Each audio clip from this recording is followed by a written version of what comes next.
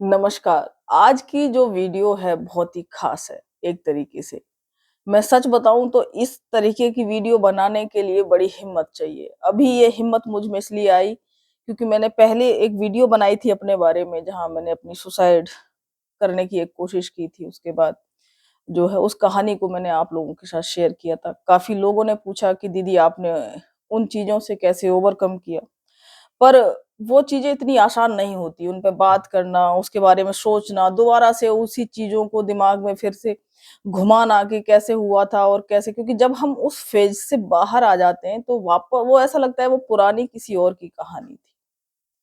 तो उसी चीज़ों को लेकर के अभी एक हमारे सहारनपुर के बॉडी बिल्डर हैं यतेंद्र सिंह, काफ़ी बार हम उन्हें सुनते रहते हैं। कल उनकी एक वीडियो आई थी जिसे मैंने देखा था और उस वीडियो में उन्होंने जो बातें करी क्योंकि यतेंद्र सिंह के पास सब कुछ है ना? जिस चीज़ की हम कल्पना करते हैं उनके पास वो सब कुछ उन्होंने हासिल किया है, पर आजकल वो कह रहे हैं कि उन्हें कुछ अच्छा नहीं करता है लगता है और भी बहुत सारी चीज़ें उन्होंने उसमें शेयर करी। तो कुल मिला के बात यही होती है कि मेंटल हेल्थ के बारे में।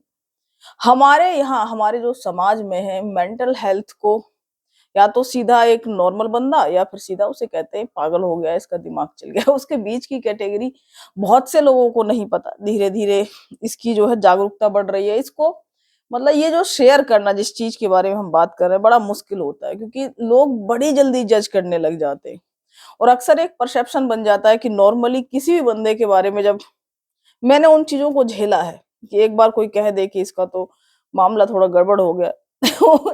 चाहे वो बिल्कुल नॉर्मल है, नॉर्मली कोई बात कर रहा है और लोग ऐसे देखते हैं, हाँ, ये थोड़ा गड़बड़ है। सच्चाई तो ये होती है कि हमारी समझ कम है चीज़ों को लेकर के, हम अपने आप को कम जानते हैं।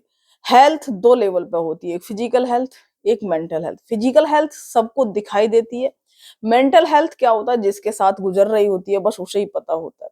और जिन्होंने कभी इन चीज़ों को महसूस नहीं करा, निराशा को, है ना? डिप्रेशन और एंग्ज़ायटी ये शब्द बोलने में मुझे थोड़ा-सा वो रहता है, तो इसलिए हम कुछ और शब्द बोल देते हैं, तो समझते रहना। इन चीज़ों को जिन्होंने महसूस नहीं करा होता, नॉर्मली छोटे-छोटे उसमें हम सबको ये चीज़ें महसूस होती हैं, पर एक लंबे टाइम तक ये चीज़ें अगर किसी के साथ रहती हैं और वो इस जाल में फँस जाता है, तो उसको बड़ी तकलीफ़ होती है और उस चीज़ को नॉर्मल लोग नहीं समझ पाते। एक हमारे यहाँ कहावत होती है कि "जाकी ना फटी विवाई, वो क्या जाने पीर पराई" है ना? ये कहने का मतलब है जिसकी कभी बिवाई यानी जो एड़ियाँ में जो दरार होती है, वो अगर कभी नहीं पड़ी होती तो वो उसका दर्द नहीं जानता। तो ऐसे ही ये होता है कि जिसके साथ ये गुज़र गई होती है या जिसने इस चीज़ को फ़ील करा होता है, तो वो समझता है उस दर्द को, उस पेन को कि बाहर से सब अच्छा दिखता है। पर अंदर से माजरा कुछ अलग होता है। बाहर के लोगों के हिसाब से लगता है कि इस पे क्या जो है कमी है, सब कुछ ठीक है। शरीर भी ठीक-ठाक दिख रहा होता है, पर मन के स्तर पर चीज़ें गड़बड़ा रही होती हैं।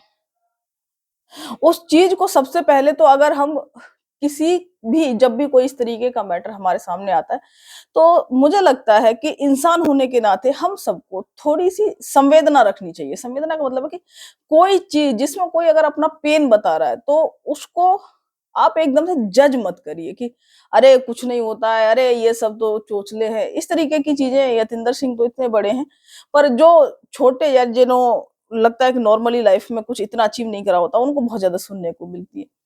तो कहने का मतलब है कि जब तुम किसी की बहुत मदद नहीं कर पा रहे, चीज़ों को समझ नहीं पा रहे, पर वो कह रहा है कि वो दर्द में है, परेशान, तुम थोड़ी-सी उसके लिए सिम्पैथी रखो कि चल ठीक है भाई, है ना? हम तेरे साथ हैं, ठीक है, हम उस पेन को नहीं समझ पा रहे, पर तू एक दिन उससे निकल जाएगा और उसके साथ एक अच्छा व्यवहार जो रखो। कई बार एक सच्चाई बात बताऊँ जब हम पुलिस में देखते हैं बहुत सारे केसेज़ को, मुझे बहुत जगह लगता है कि इनको बहुत ज़रूरत है, पर वो लोग नहीं समझते कि तुम्हें जो है वो थोड़ा-सा अपने इसको मन को ठीक करने की ज़रूरत है, मन के लेवल पे चीज़ें गड़बड़ हैं, इसलिए इतनी चीज़ें तुम्हारे साथ गड़बड़ हो रही हैं, है ना? तुम बहुत सी समस्या सुलझा सकते हो अगर तुम्हारे मन के लेवल पे खुद ही जो चीज़ें हैं वो सही हो जाए, पर कोई समझने को तैयार नहीं होता। ये वो टॉपिक है जो मैं कह सकते हैं कि मेरे मन के क्योंकि मैंने इसमें इस चीज़ में कोई 1-2 साल नहीं, मैंने इसको सहा है 10 से 12 साल और ये 10 से 12 साल कोई ऐसा टाइम नहीं होता है कि एक दिन इस साल शुरू हुआ और ये खत्म हो गया, ये एकदम पीक पे है, तुम धीरे-धीरे समझ रहे हो क्योंकि मुझे तो उस समय कोई इतनी समझ भी नहीं थी, ना घर वालों को। तो इस चीज़ को झेलते-झेलते मैं कोई डॉक्टर तो हूँ नहीं, पर हाँ, मैंने इसको झेला बहुत है, तो उससे समझ में आता है कि ये क्या दर्द है, उसको मैं बहुत अच्छे से महसूस कर सकूँ। मेरे आस-पास कई ये घटनाएँ हुई जिनमें कई सुसाइड्स हुए, और उसको ख़ासकर मैं सुसाइड्स के मामले में कहूँ कि कुछ लोग तो चलो गुस्से में या कहते हैं कि ऐसे उसमें कर लिए, पर बहुत ज़्यादा लोग बहुत दुःख या तकलीफ में जाकर के करते हैं ये सब चीज़ें, और क्योंकि उनको समझ में नहीं आता। ज़िंदगी में कितनी भी बुरी परिस्थितियाँ हो जाएँ तुम्हारे पास आस-पास, अगर तुम यहाँ से मजबूत हो, तुम निकल जाओगे उन परिस्थितियों से। पर जब हमारा मन ही टूट जाता है, तब जाकर के लोग बहुत सारे लोग ऐसे कदम उठाते हैं। पर लोगों को कोई फ़र्क नहीं पड़ता। मैंने आस-पास अपने उसमें देखा है कि सुसाइड कर लिया, उसके करीबी लोगों को दुःख की जो है वो रहती है, बाकी लोगों के लिए बड़ी नॉर्मल सी चीज़ होती है।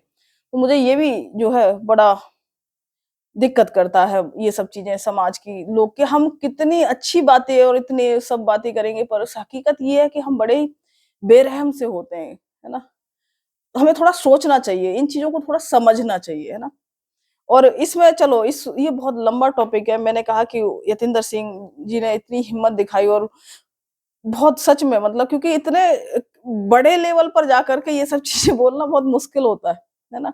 हम तो चलो छोटे-मोटे चीज़ें हैं, और तब इतना मुझे सोचना पड़ता है कई बार इन चीज़ों के लिए कि पता नहीं कब जो बैकफायर आने लगे तुम्हारे ऊपर ही, पता चला तुम खुद से मुश्किल से निकले और लोगों ने उसमें तुम्हें वापस घुसवा दिया कर के जो है तुम्हारी आलोचना। पर मैं जो भी लोग इस चीज़ से गुज़र रहे होते हैं, बस इतना समझो कि ये सिर्फ़ तुम्हारे दिमाग का खेल है, ये सच्चाई नहीं होती, ये हकीकत नहीं होती।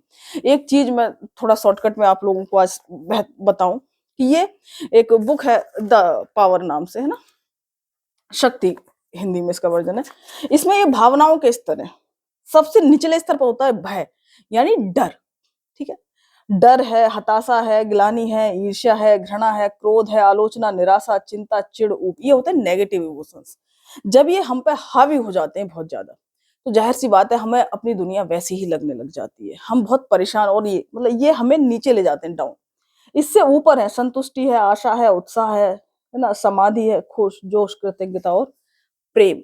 प्रेम सबसे ऊपर दिखाई दे रहा है इस उसमें, और भय यानी डर, किसी भी तरीके का डर, है ना? फेल होने से लेके, किसी को खोने से लेके, खुद के स्वास्थ्य से किसी भी तरीके का डर, डर सबसे निचली कंडीशन है, यानी सबसे डीप में आपको डर जो है, वो अगर दिमाग में रहता है, सबसे ऊपर है प्रेम।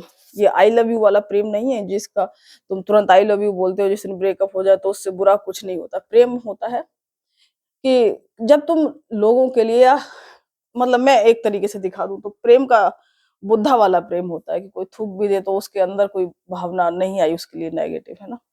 तो वो प्रेम का उत्कृष्ट लेवल होता है, उस प्रेम की बात करी जा रही है ना? और ये छोटे-मोटे लेवल पे हम सबके अंदर रहता है, जिनको हम वाक़ई में प्यार करते हैं, उनके लिए हमारे अंदर दुआएँ रहती हैं, बेशक हम उनसे थोड़ा नाराज़ हो जाते हैं ना? तो मैंने आज समझाने का मेरा मतलब है कि 2 लेवल, फिजिकल हेल्थ, इतनी तगड़ी बॉडी होना ज़रूरी नहीं है, मतलब शारीरिक रूप से फिट, और मेंटल हेल्थ का लेवल अगर कहें तो वो ऊपर आनंद वाली स्थिति तक हम लोग जा सकते हैं। पर हम बीच में जब हम बहुत परेशान हैं, तो मैंने कहा ना ये सब इनका खेल है।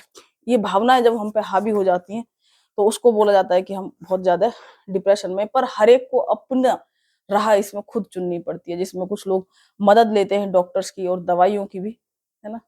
तो मेरा कहने का मतलब है कि इन विषयों पर हमें थोड़ा सोचना है, समझना